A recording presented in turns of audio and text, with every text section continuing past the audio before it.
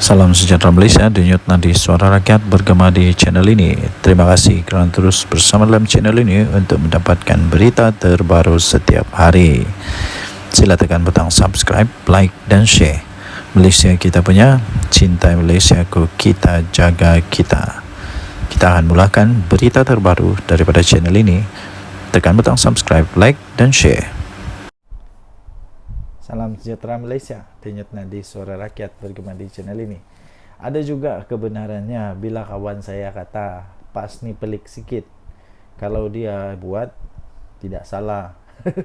Kalau dia buat tidak salah, malah nanti dia akan keluarkan banyak dalil lah, banyak macam lah. Dia akan keluarkan dalilnya, dia akan buat macam-macam lah, ya, macam-macam.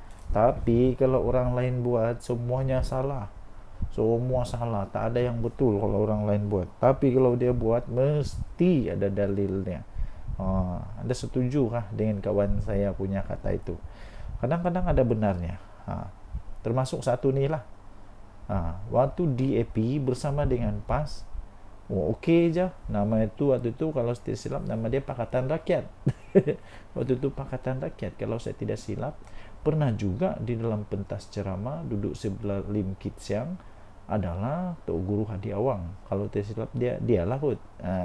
Kalau saya tidak silap lah. Kalau saya silap bagi tahu lah. Tapi tiada pula orang bising. Malah walaupun semua waktu itu semua okey je. Okey je. Tapi ni ada satu ni. Tiba-tiba saja bila UMNO bersama dengan PAS, seolah-olah Malaysia ni bakal kiamat. Seolah-olah Malaysia ni bakal hancur lah, musnah lah, macam-macam lah. Tiada pula PAS DAP bising, tapi UMDAP semua bising. Ini Ketua UMNO Labuan kasih tempelak dengan kau punya PAS.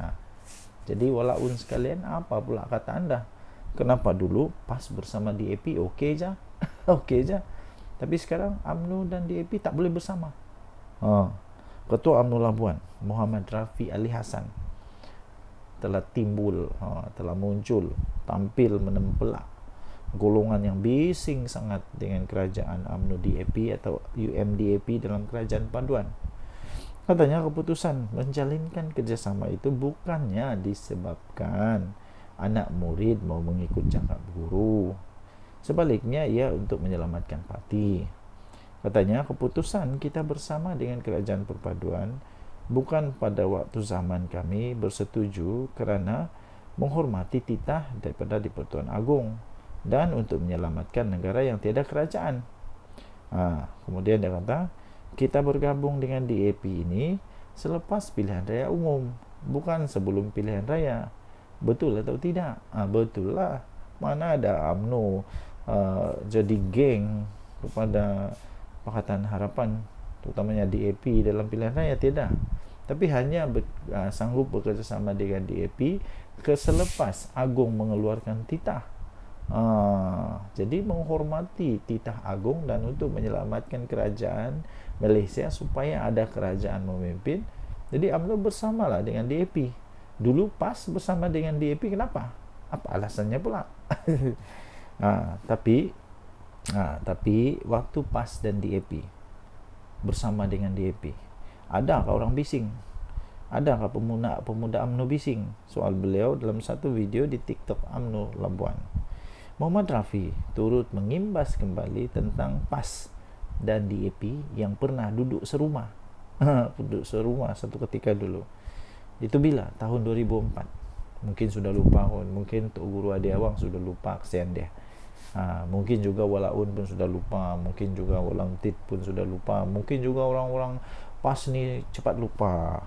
2004 sudah lama. Tahun 2004, 2008 PAS duduk satu rumah dengan DAP, tidur satu bantal, susun strategi mau kalahkan UMNO Barisan Nasional. Ada orang bising? Ada keluar perkataan PAS DAP? Tak ada. 2018 bersedap waktu bersatu dengan PAS, ada orang bising. UMDAP semua orang bising. Yang paling bising kita pula adalah UMNO yang paling bising daripada yang di luar. Yang paling bising kita pula dalam UMNO yang paling bising daripada orang di luar. Tempelak beliau lagi. Jadi tuan-tuan dan puan-puan yang dihormati sekalian, itulah yang terjadi. Sila tinggalkan komen untuk mendapatkan berita atau cerita lengkap tentang ini. Anda boleh masuk di dalam harapandaily.com. 22 Julai tajuk dia, tiada pula PAS di AP, tapi UMDAP semua orang bising. Tempelak Ketua UMNO Labuan. Kita jumpa lagi. Bye bye. Salam sejahtera Malaysia. Denyut nadi suara rakyat bergema di channel ini. Sebelum kita teruskan, saya nak minta tolong untuk anda tinggalkan komen. Adakah anda suka kerajaan yang ada sekarang ini? Tinggalkan komen juga apa pendapat anda dengan pembangkang yang ada sekarang ini. Adakah pembangkang ini betul-betul jujur? Adakah pembangkang ini betul-betul ikhlas hatinya? Adakah mereka betul-betul orang kata suci, murni, mulus, tak ada dosa dan sebagainya? Anda boleh tinggalkan komen anda, tapi janganlah mengutuk-ngutuk ya, jangan memfitnah, jangan mengutuk, jangan juga keluarkan kata-kata yang tak baik. Anda boleh komen. Okey, so terbaru ada satu pendedahan yang cukup dahsyat. Ini cukup dahsyat. Saya fikir pemimpin PN ini akan bingung, pening kepala jugalah. Saya biasalah, siapa yang nak masuk politik, mau tidak mau kamu akan jadi sasaran, akan jadi sasaran kepada paparazi. Dulu paparazinya hanya wartawan tahu. Sekarang paparazinya bukan hanya wartawan, malah seluruh netizen akan jadi paparazi. Malah paparazi dari netizen itu lebih hebat. Kadang-kadang lebih hebat daripada pemberita sekalipun. Terbaru ini ada satu pendedahan terbaru ya, tuan-tuan dan puan yang dihormati sekalian. Kereta hebat betul. Tapi sebelum itu saya mau tanyalah, apa ini maksud zuhud ini? Apa maksud zuhud ini? Sampai saya pun tidak tahu apa ini zuhud. Maklumlah, saya ni budak baru belajar, jadi ada istilah-istilah yang tidak pernah dengar. Contoh yang saya pernah dengar ni zuhud. Apa ini zuhud? ZUHUD, zuhud. Ramai teruja lihat koleksi kenderaan zuhud pemimpin PN ini. Ini daripada harapandaily.com. Tarik dia 23 Julai. Ini dia. Gambar dia. Cantik gila kereta ni. Kereta Ford. Tular sejumlah banyak ni, sejumlah koleksi kenderaan bukan kelas maharin yang dikaitkan dengan seorang pemimpin Perikatan Nasional. Keupayaan pemimpin berkenaan dalam memiliki kenderaan-kenderaan terbabit telah mengundang persoalan, sehingga ada yang mengaitkan dengan Suruhanjaya Pencegahan Rasuah Malaysia SPRM. Menurut perkongsian daripada seorang pengguna X, dulunya Twitter, sekarang X, iaitu @Saiful ADN, dapat dilihat kereta dan motosikal berkuasa tinggi itu yang juga memiliki nombor pendaftaran kenderaan yang cukup istimewa. Gambarnya ini. Itu. Semakan daripada Harapan Daily mendapati bagi model motosikal otomatik AT di bawah siri Honda X ADV yang terpampang di media sosial itu, harganya itu bermula daripada RM63.299. Ini bukan motosikal kelas maharin. Mungkin dia ada business code. Susulan itu rata-rata menyindir sikap zuhud pemimpin berkenaan, malah mencadangkan penduduk di negeri yang dikuasai PN itu bersepakat membaca doa kunut nazilah.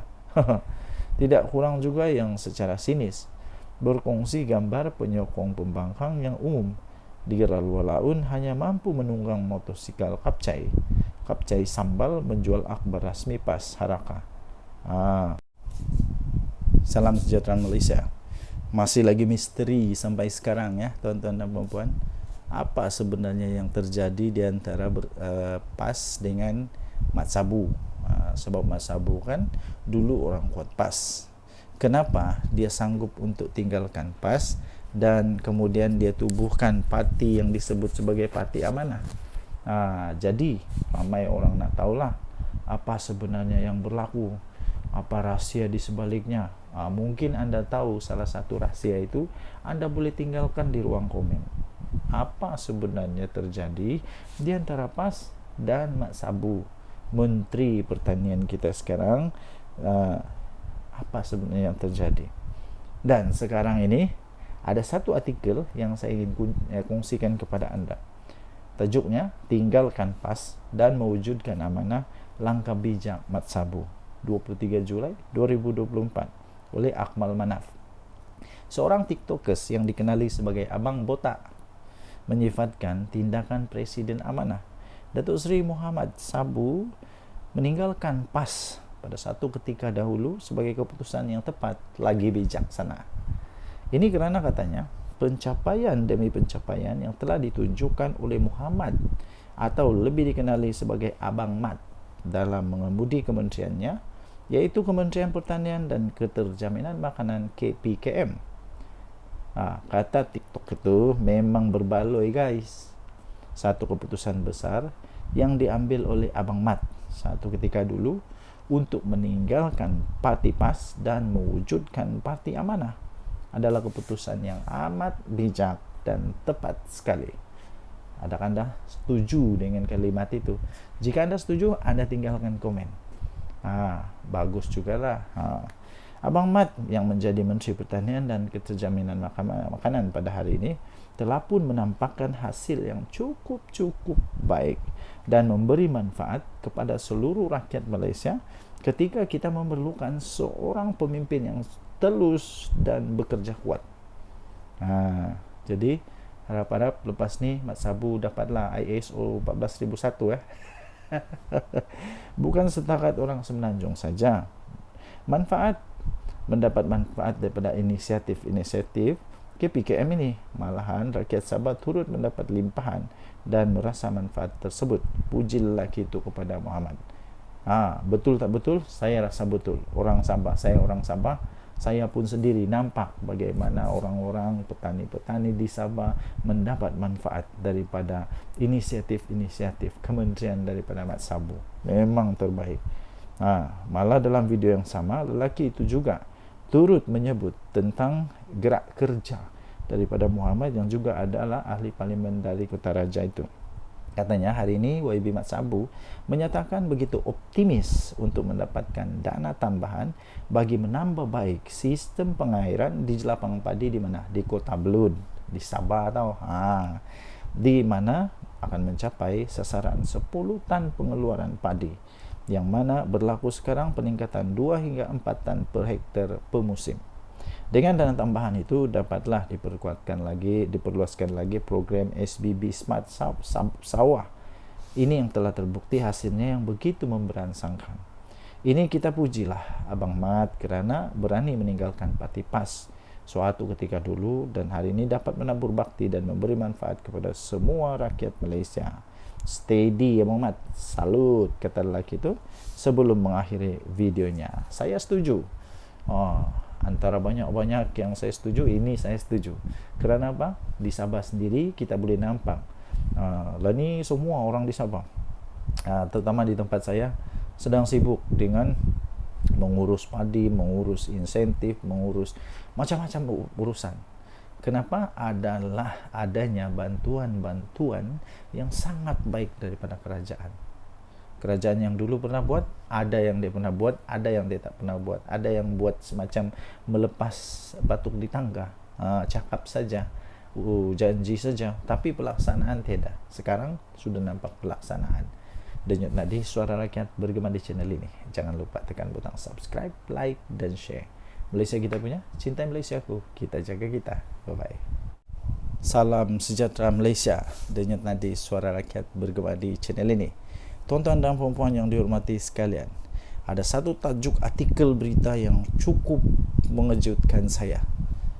Anda tinggalkan komen apa pendapat anda dengan tajuk berita ini, yaitu PAS sedang diperalatkan bersatu. Betulkah bersatu sedang memperalatkan PAS? Betulkah bersatu sedang tunggang PAS? Tapi kalau betul, takkanlah PAS tak sedar. takkanlah PAS terus membiarkan dia diperkalatkan oleh Bersatu untuk kepentingan politik Bersatu. Tak akanlah orang-orang bijak macam Hadi Awang, macam Tuan Guru Tuan Ibrahim Tuan Man, ya kan, sampai bagi sijil ISO, mesti orangnya hebat, pandai, bijak. Takkanlah mereka tak sedar mereka sedang diperalatkan, kalau betul PAS sedang diperalatkan oleh Bersatu. Nah, ini daripada Harapan Daily. Walaupun Muhyiddin pernah berkata maksud PAS itu adalah parti ajaran sesat. Dulu Muhyiddin pernah cakap rupanya. Mahathir mengkritik PAS. Punca berlaku peristiwa Mamali. Wan Ahmad Faisal pula pernah berkata penyokong PAS bodoh. PAS tetap menerima mereka. Ini satu ketika dulu. Mungkin sudah dilupakan, tapi orang-orang di Malaysia tidak akan lupa itu. Sebab kenapa? Dirakam, ditulis di newspaper, di YouTube mungkin pun ada, ketika Muhyiddin Yassin kata apa? Ketika dia kata PAS itu parti ajaran sesat. Ketika waktu Mahathir mengkritik PAS, kononnya punca peristiwa Mamali. Kemudian Wan Ahmad Faisal pula pernah kata penyokong PAS ni bodoh. Jadi sekarang siapa yang bodoh? Ini lucu. Sedangkan walaupun Datuk Seri Anwar Ibrahim tidak pernah menyesatkan PAS, DAP pun tidak pernah memperbodohkan penyokong PAS atau membodohkan penyokong PAS. Amanah pun tidak pernah pun untuk membinatangkan PAS. Ketiga parti ini tetap dianggap musuh. Entah tiba-tiba Mahathir jadi kawan, Ahmad Faisal yang kata penyokong PAS bodoh tu pun jadi kawan, Muhyiddin yang kata PAS itu maksudnya parti ajaran sesat pun jadi kawan. Sebenarnya Muhyiddin sangat licik dalam permainan politik. Muhyiddin menggunakan Tun Mahathir untuk menjatuhkan Tun Abdullah Badawi, sehingga Pak Lah menzahirkan duka cita sikap Muhyiddin itu di pentas terbuka. Kemudian Muhyiddin cuba menjatuhkan Najib, kononnya kes 1MDB. Sebelum dijatuhkan, Najib telah pun bertindak lebih awal menjatuhkan Muhyiddin daripada kerusi timbalan Perdana Menteri. Tidak berputus asa, Muhyiddin sanggup menyembah Anwar di penjara. Ihsan Anwar merestukan Bersatu untuk bersama dengan Pakatan Harapan. Selepas PH berjaya memenangi PR14, Muhyiddin mengkhianati Mahathir dan Anwar. Akhirnya dia menjadi Perdana Menteri. Sebenarnya Bersatu tidak pun mampu untuk memenangi satu pun kerusi tanpa PAS. Jika tidak percaya, cubalah PAS ambil sikap lepas tangan untuk PRK Negeri. Bersatu akan kena TKO, confirm plus guarantee. Ketika Muhyiddin menjadi Perdana Menteri, dia tidak lantik timbalan Perdana Menteri dari PAS. Malah Muhyiddin tidak pun mempercayai ulama PAS untuk memegang portfolio Menteri Agama. Mungkin Muhyiddin masih yakin kenyataannya bahawa PAS ini bermakna parti ajaran sesat. Tapi bila dah jadi kerajaan, Bersatu pula yang banyak bolot jawatan penting dalam kabinet. Manakala PAS hanya diberi jawatan berportfolio rendah dan jawatan pengerusi GLC saja. Bahkan semasa Muhyiddin Yassin jadi Perdana Menteri pun, dia lantik Ismail Sabri dari UMNO sebagai TPM. Sedangkan UMNO bukannya sebahagian daripada Perikatan Nasional. Mengapa tidak dilantik calon daripada PAS? Dan berbagai skandal mahkamah memimpin pemimpin-pemimpin daripada Bersatu, dari presiden hingga naib presiden mereka yang melibatkan anak dan menantu, dilihat PAS menjadi tukang cuci dosa-dosa tersebut. Saya tertarik dengan ulasan veteran daripada UMNO, Mustafa Yaakob, yang Bersatu, yang menyifatkan Bersatu ini tidak mampu bertanding atas kekuatan sendiri, tetapi terpaksa menumpang kekuatan sekutunya, yaitu PAS. Bersatu terpaksa pula menggunakan logo PAS untuk bertanding di PRK Dun Negiri yang akan diadakan 17 Ogos ini. Bersatu tak berani menggunakan logo sendiri atau logo Perikatan Nasional di Negiri. Sebab mereka tahu pengundi PAS tidak akan mengundi calon Bersatu. PAS dan PN hanyalah kuda tunggangan Bersatu, di mana mereka digunakan untuk menggerakkan jentera bagi pihak Bersatu. Maklumlah, Bersatu bukannya ada kekuatan jentera pun. Nampak tak betapa hinanya kedudukan PAS dalam PN? Eloklah PAS tunggang agama, bersatu pun tunggang PAS, kata tulisan ini. Okey, jadi anda boleh baca ini di di harapandaily.com 23 Julai 2024, ditulis oleh Norman Radzwan. Tajuk dia, PAS sedang diperalatkan bersatu. Apa pendapat anda dengan tulisan ini? Apa pendapat anda dengan tulisan ini? Anda boleh tinggalkan komen. Denyut Nadir, Suara Rakyat, bergema di channel ini. Bye-bye. Salam sejahtera Malaysia. Denyut Nadir, Suara Rakyat, bergema di channel ini. Sejak sekian lama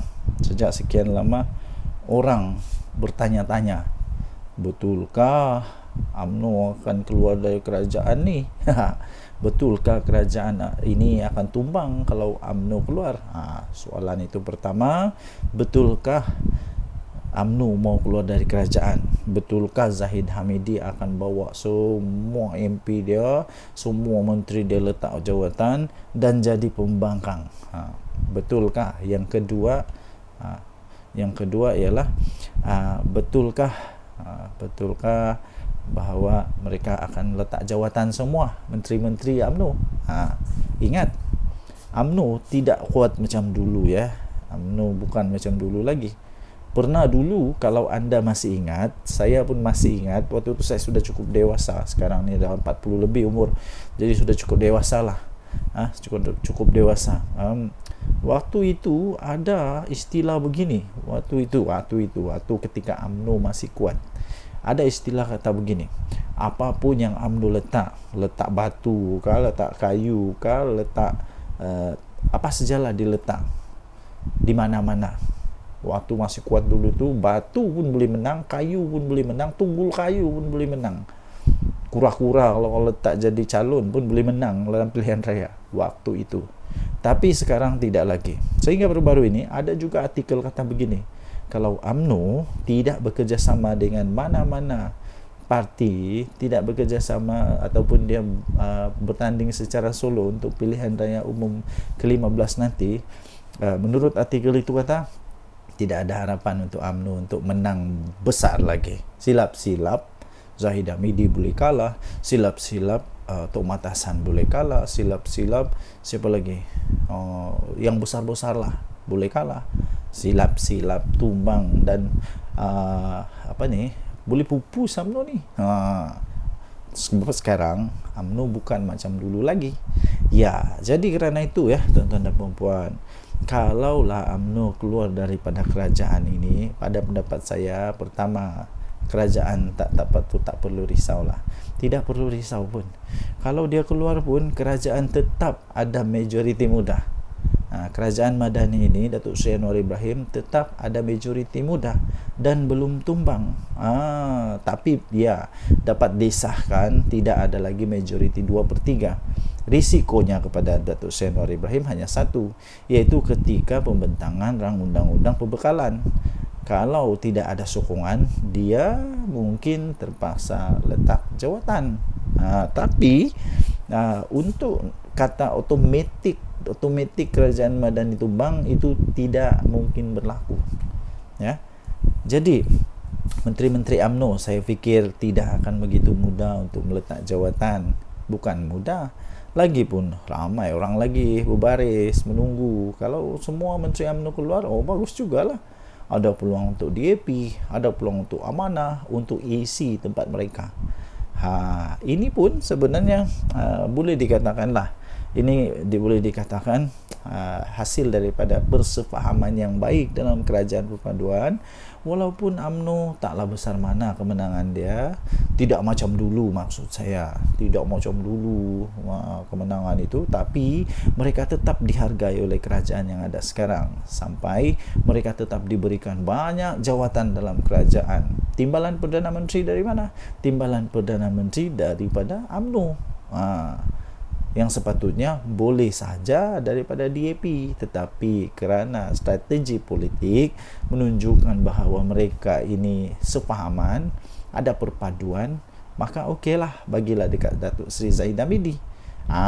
Jadi maksud kata begini, UMNO kena sentiasa ingat, bahawa mereka ada sekarang ini menjadi kuat semula, bolehlah dikatakan semakin mengorak langkah untuk menjadi kuat kerana mereka ada satu gabungan persefahaman politik dengan Pakatan Harapan, ya. Jadi hanya satu peluang untuk UMNO dapat menang, ialah dengan bekerjasama dengan Kerajaan Perpaduan, dengan Pakatan Harapan.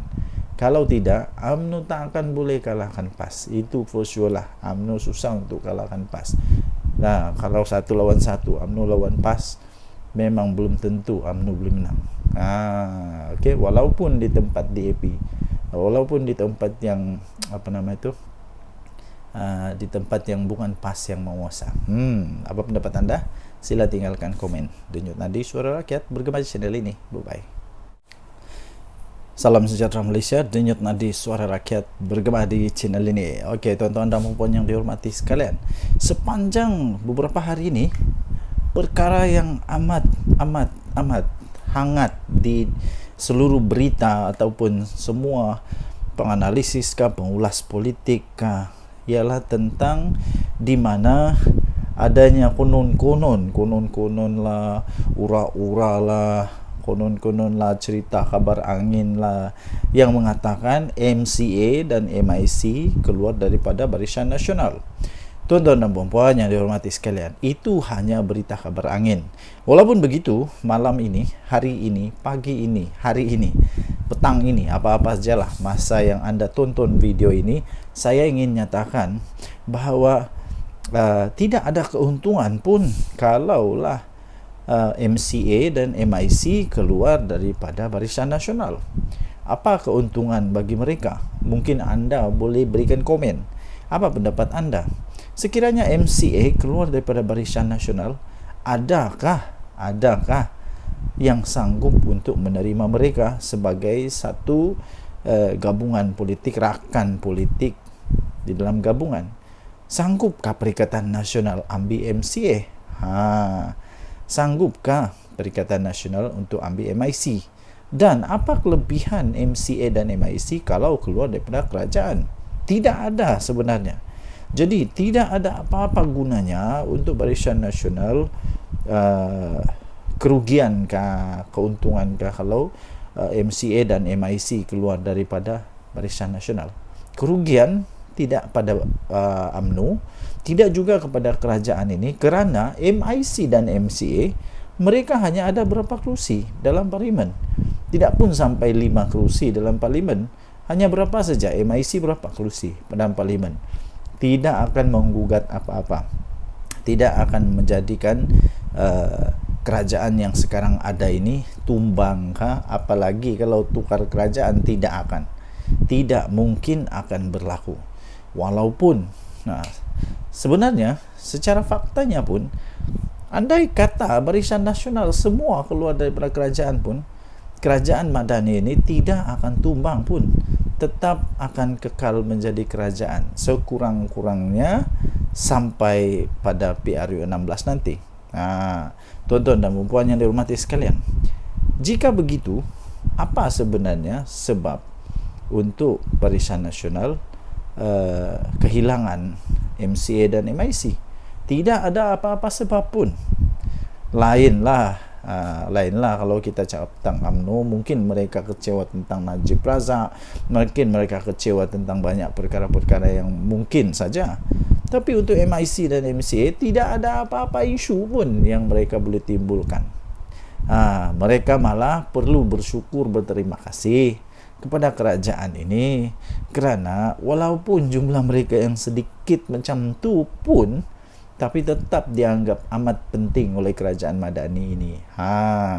Jadi tuan-tuan dan puan yang dihormati sekalian, pada pendapat saya, ini pendapat saja ya, semua orang ada pendapat masing-masing. Anda boleh bantah, Anda boleh bangkang pendapat yang saya utarakan ini, terpulang kepada anda. Sekiranya MIC dan MCA nak keluar, kalau pendapat saya, UMNO tak payah nak tergeh-geh pun,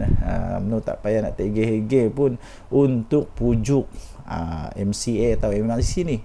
Biar pergi kat mereka lah. Mereka nak pergi bergabung dengan PAS kah, nak bergabung dengan bersatu kah, terpulanglah, mau buat penggabungan baru. Kalau sekarang ini ada Perikatan Nasional, mungkin selepas ini ada Perikatan Paling Nasional. Tak kisahlah. Yang penting pada pendapat saya, kalau mereka nak keluar, biar pergi kat depa. Mungkin mereka suka untuk jadi pembangkang, dipersilakan. Tapi setakat ini semua itu hanya kabar angin. Dan kalau mereka keluar pun tiada apa-apa pun kerosakan kepada kerajaan ini. Jadi apa pendapat anda? Sila tinggalkan komen anda. Sekiranya MCA dan MIC mau keluar, apa pendapat anda? Betulkah mereka mau keluar? Mungkin anda ada sumber yang lain yang mengatakan mereka mau keluar. Tapi pada pendapat saya, tidak akanlah mereka keluar untuk setakat ini, kerana tidak ada apa-apa keuntungan pun. Dan saya fikir UMNO tidak akan tergugat pun. UMNO tidak pun rasa kecil hati kalau mereka keluar. Tinggalkan komen, tekan butang subscribe, denyut nadi Suara Rakyat bergema di channel ini. Bye-bye.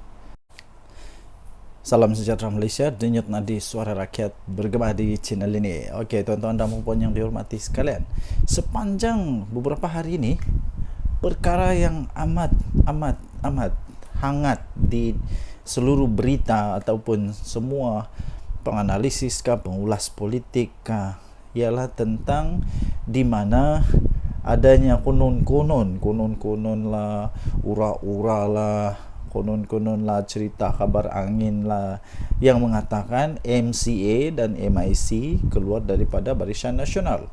Tuan-tuan dan puan-puan yang dihormati sekalian, itu hanya berita kabar angin.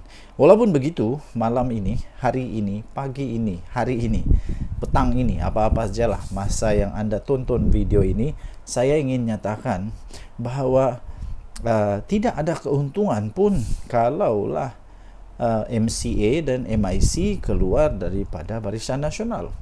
Apa keuntungan bagi mereka? Mungkin anda boleh berikan komen. Apa pendapat anda? Sekiranya MCA keluar daripada Barisan Nasional, adakah yang sanggup untuk menerima mereka sebagai satu gabungan politik, rakan politik di dalam gabungan? Sanggupkah Perikatan Nasional ambil MCA? Sanggupkah Perikatan Nasional untuk ambil MIC? Dan apa kelebihan MCA dan MIC kalau keluar daripada kerajaan? Tidak ada sebenarnya. Jadi tidak ada apa-apa gunanya untuk Barisan Nasional, kerugiankah, keuntungankah kalau MCA dan MIC keluar daripada Barisan Nasional? Kerugian tidak pada UMNO, tidak juga kepada kerajaan ini, kerana MIC dan MCA mereka hanya ada berapa kerusi dalam parlimen. Tidak pun sampai 5 kerusi dalam parlimen. Hanya berapa saja, MIC berapa kerusi dalam parlimen. Tidak akan menggugat apa-apa. Tidak akan menjadikan kerajaan yang sekarang ada ini tumbang apalagi kalau tukar kerajaan, tidak mungkin akan berlaku. Walaupun sebenarnya secara faktanya pun, andai kata Barisan Nasional semua keluar daripada kerajaan pun, kerajaan Madani ini tidak akan tumbang pun, tetap akan kekal menjadi kerajaan sekurang-kurangnya sampai pada PRU 16 nanti.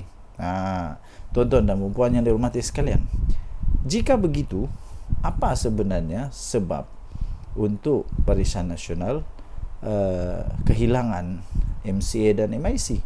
Tidak ada apa-apa sebab pun. Lainlah kalau kita cakap tentang UMNO, mungkin mereka kecewa tentang Najib Razak, mungkin mereka kecewa tentang banyak perkara-perkara yang mungkin saja. Tapi untuk MIC dan MCA tidak ada apa-apa isu pun yang mereka boleh timbulkan. Mereka malah perlu bersyukur, berterima kasih kepada kerajaan ini, kerana walaupun jumlah mereka yang sedikit macam tu pun, tapi tetap dianggap amat penting oleh kerajaan Madani ini. Jadi tuan-tuan dan puan yang dihormati sekalian, pada pendapat saya, pada pendapat ini, pendapat saja ya, semua orang ada pendapat masing-masing. Anda boleh bantah, Anda boleh bangkang pendapat yang saya utarakan ini, terpulang kepada anda. Sekiranya MIC dan MCA nak keluar, kalau pendapat saya, UMNO tak payah nak tergeh-hege pun, UMNO tak payah nak tergeh-hege pun untuk pujuk MCA atau MIC ni. Biar pergi kat mereka lah.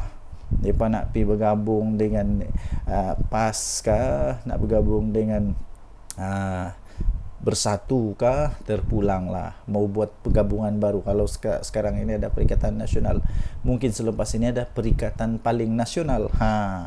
Tak kisahlah. Yang penting pada pendapat saya, kalau mereka nak keluar, biar pergi kat mereka. Biar pergi kat mereka. Mungkin mereka suka untuk jadi pembangkang, dipersilakan. Tapi setakat ini semua itu hanya kabar angin. Dan kalau mereka keluar pun tiada apa-apa pun kerosakan kepada kerajaan ini. Jadi apa pendapat anda? Sila tinggalkan komen anda. Sekiranya MCA dan MIC mau keluar, apa pendapat anda? Betulkah mereka mau keluar? Mungkin anda ada sumber yang lain yang mengatakan mereka mau keluar. Tapi pada pendapat saya, tidak akanlah mereka keluar untuk setakat ini, kerana tidak ada apa-apa keuntungan pun. Dan saya fikir UMNO tidak akan tergugat pun. UMNO tidak pun rasa kecil hati kalau mereka keluar.